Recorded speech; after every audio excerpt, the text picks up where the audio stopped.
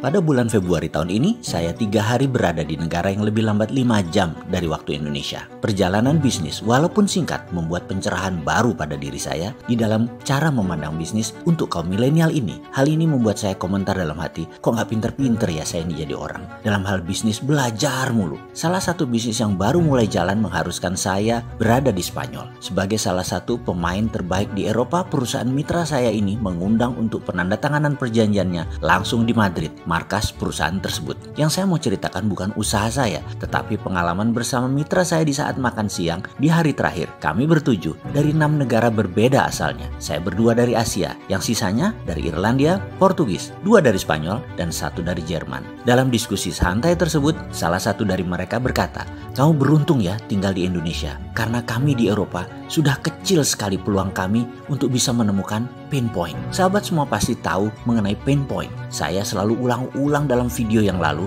kemampuan melihat pain atau titik derita ini pada sebuah masalah dan menemukan solusinya, itu adalah peluang bisnis yang luar biasa besarnya. Kita review sebentar tentang pain point. Misalnya, macetnya Jakarta dan masalah distribusi barang sehingga melahirkan industri yang namanya GoFood, GoShop dari Gojek, GrabFood, dan lain sebagainya adalah kemampuan mereka melihat pain point. Itu pelajaran singkat mengenai pain point ini. Catatan penting, semakin besar masalah yang diselesaikan atau terobosan untuk mempermudah hidup, akan semakin besar profit atau keuntungan menyertainya juga. Juga semua ini besar nilainya untuk bisnis Anda. Seperti Apple Incorporated lakukan dengan iPhone yang menggabungkan telepon dengan semua aplikasi adalah solusi memindahkan semua tools ke tangan. Membuat Apple Incorporated sekarang nilainya $1.000 billion market capitalization-nya. Ini sama dengan 50 kali APBN Indonesia yang 2.000 triliun rupiah. Juga kalau dibandingkan BUMN Indonesia, Apple itu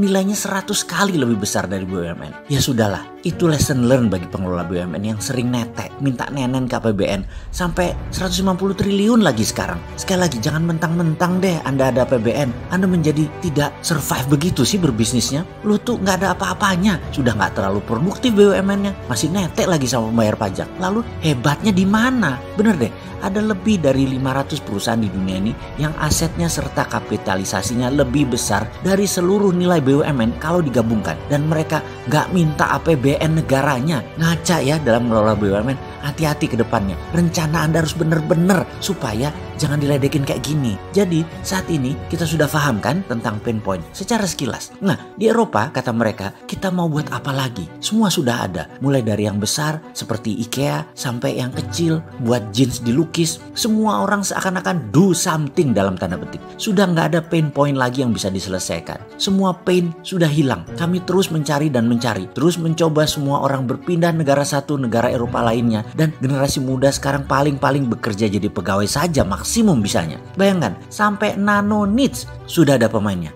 Apa itu nano niche? Misalnya mereka menganalisa di dunia ini ternyata setiap 10.000 orang ada 1 orang yang kalau berdiri di depan umum atau berbicara di banyak orang, lebih dari 2 orang saja tangannya berkeringat. Kejadian ini tentunya membuat tidak nyaman dirinya dan orang di depannya. Lalu pain point itu menjadi peluang bisnis. Diciptakanlah comfort ball yang dibuat dari bahan kain penyerap keringat yang sangat lembut dan wangi, sehingga mereka yang memiliki masalah tangan berkeringat tadi bisa menjadi nyaman dengan memegang comfort ball tadi. Itulah nano niche. Bayangkan, 1 orang dari 10.000 saja yang memerlukannya, tetapi pain point tetap peluang besar, dan ini di-solve, ini diselesaikan solusinya. Lalu setiap orang mulai mencari-cari nano niche lainnya dan dibuatkan problem solvernya, sehingga kami dipaksa terus-menerus menciptakan sesuatu yang makin kecil pasarnya, atau kami hanya bisa jadi pegawai biasa saja. Semua pasar itu ada pemainnya, semua sisi ada yang memenuhi kebutuhannya. Sungguh menjadi pegawai semua menjadi rutinitas, dan jadi pegawai tidak menyenangkan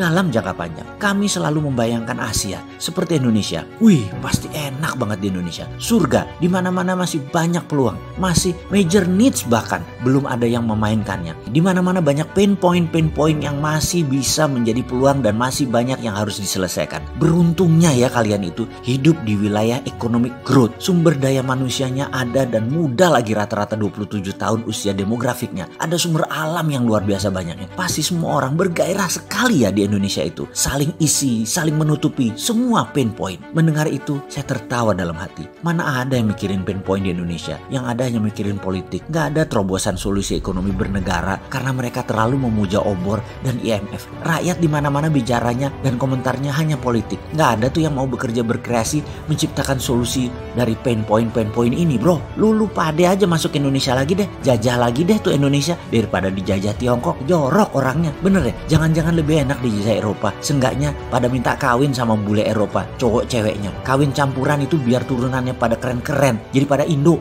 Asli saya cynical banget komentar dalam hati tersebut. Karena kok di Indonesia nggak ngelihat apa yang mereka lihat ya. Sebel gua. Apalagi pejabatnya. Semua cipta anak bangsa ini pasti nggak lancar jalannya. Ada izin INA itu yang nggak jelas. Di mana sih berjuangnya kalian untuk rakyat? Kalian di atas tuh rebutan APBN doang bisanya. Jamput tenan kon.